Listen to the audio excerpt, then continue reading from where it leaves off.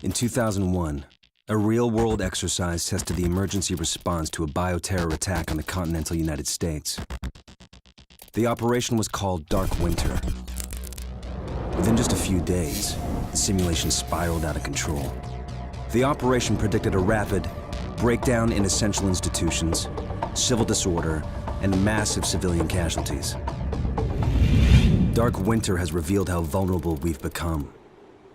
Our lifestyle, our security, our safety depends on a delicate and unstable economy. We've created a system so complicated that we no longer understand how to control it. Oil, power, shipping, transport. We live in a complex world. And the more complex it gets, the more fragile it becomes.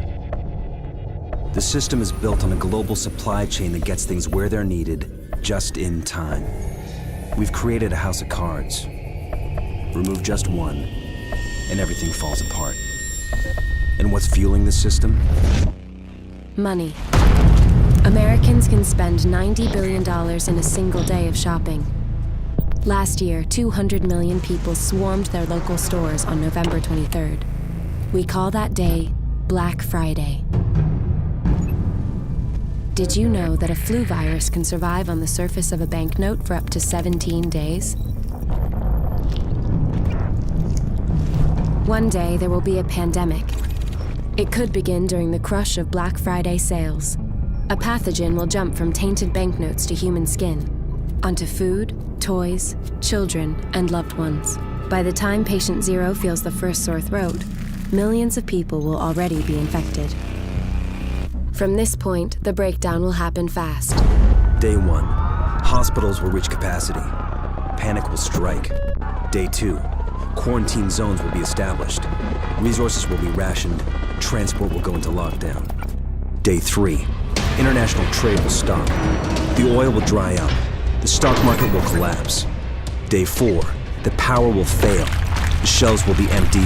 The taps will run dry. And once hunger and despair take hold, people will do anything for survival. By day 5, everyone will be a potential threat.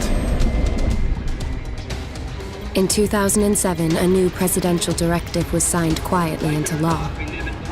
This maps out the government's response to a crisis, a plan to cope with a real dark winter. It is known as Directive 51. There are rumors of shadow agencies, sleeper cells, covert agents, but nothing can be confirmed. Our complex world is primed for breakdown. And once the chaos strikes, there won't be resources to save us all. The only question left is, what will it take to save what remains?